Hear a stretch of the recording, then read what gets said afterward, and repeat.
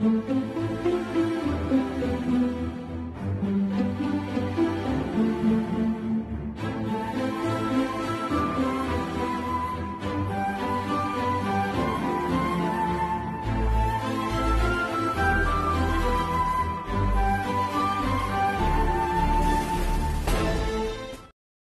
les historiens! Alors comme vous l'avez remarqué, nouveau générique pour un podcast avec un peu de retard sur J.R.R. Tolkien. Alors pourquoi me direz-vous sur le père de la fantaisie moderne? Alors pour deux raisons. La première, c'est qu'il y a une expo jusqu'au 16 février à la Bibliothèque nationale de France. Alors courez-y, que vous soyez fan ou pas, c'est pas grave. Elle rassemble différentes formes d'art, allant de la lithographie jusqu'à la tapisserie. Et la deuxième raison, c'est que hier, donc le 16 janvier, Christopher Tolkien est mort. Et donc il avait un rôle quand même majeur, essentiel dans la diffusion des œuvres de son père. Alors cher Marc, peux-tu nous dire d'où vient J.R.R. Tolkien? Alors, Tolkien est né en 1892 en Afrique du Sud. Il a des origines allemandes qu'on peut entendre dans la consonance même de Tolkien. Il a passé sa première enfance en Afrique du Sud et est rentré en Angleterre à cause d'un drame, c'est la mort de son père. Il est rentré en Angleterre avec sa mère et son petit frère. Ce retour marque le jeune Tolkien et l'Angleterre rurale qu'il va découvrir alors sera à l'origine, sans doute, de sa comté où vivent les hobbits. Vous savez, cette espèce de campagne idéalisée. Il aura toute sa vie un lien très particulier d'affection avec les Midlands, le centre de l'Angleterre, dont le nom signifie les pays du milieu, et dont on peut faire tout de suite le rapprochement avec la terre du milieu, dont il va inventer l'histoire, la Middle-earth. En 1904, il est orphelin de mère. Il se trouve que Tolkien, son petit frère et sa mère, en rentrant en Angleterre, se sont convertis au catholicisme, puisque c'est un prêtre catholique qui a pris soin et qui s'est occupé de cette famille monoparentale pour l'époque. C'est à ce moment-là également qu'il va rencontrer une jeune, Edith Bratt, qu'il épousera plus tard.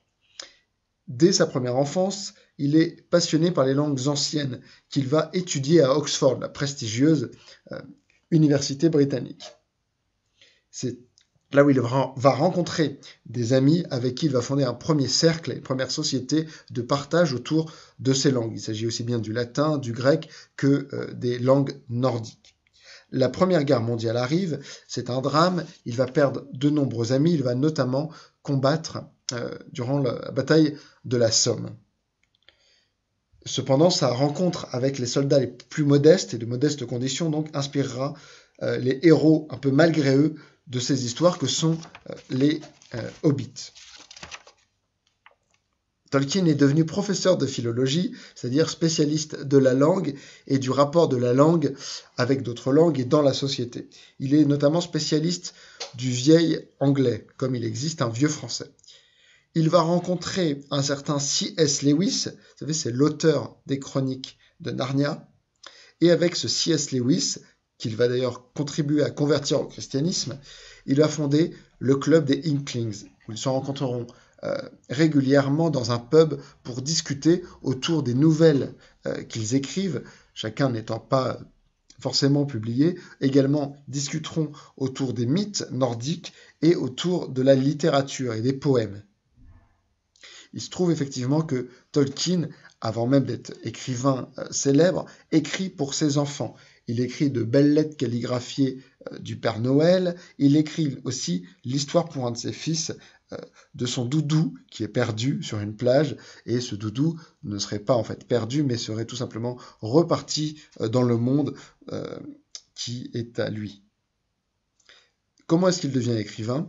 C'est en corrigeant une copie. Ça paraît étrange, c'est tout simplement en corrigeant une copie, il y a une partie qui est blanche, et cette copie blanche, il l'utilise pour écrire dans un trou vivait un hobbit. Au moment où il écrit, il ne sait absolument pas ce qu'est un hobbit.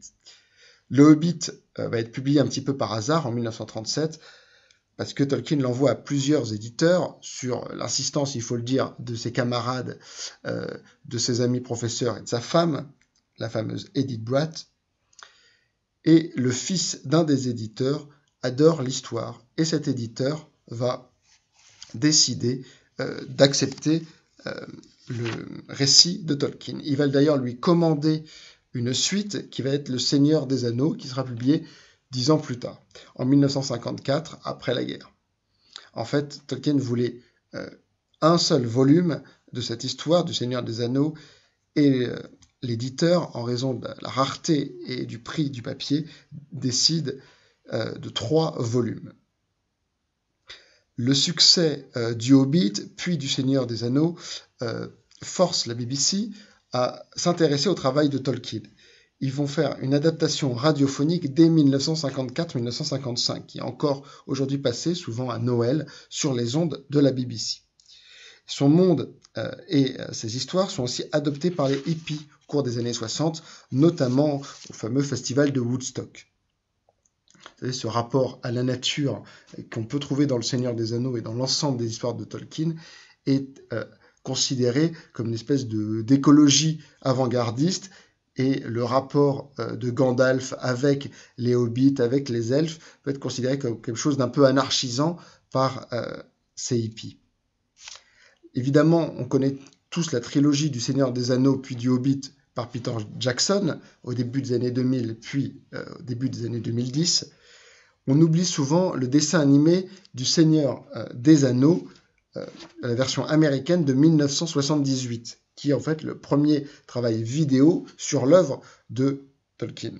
Il y a également une version soviétique très très kitsch du Hobbit en 1985 qui se trouve sur YouTube. Alors du coup, Tolkien, on l'a bien compris, c'est pas uniquement le Seigneur des Anneaux ou le Hobbit, c'est ce qu'on appelle donc la partie vraiment immergée de l'iceberg, et c'est une œuvre monde. C'est Christopher Tolkien qui était du coup l'héritier testamentaire de son père, qui a sélectionné tous ses écrits, qui n'étaient jamais diffusés auparavant, notamment le Silmarillion, qui raconte les origines de la Terre du Milieu. Tolkien va mourir en 1973, sa femme un petit peu plus tard.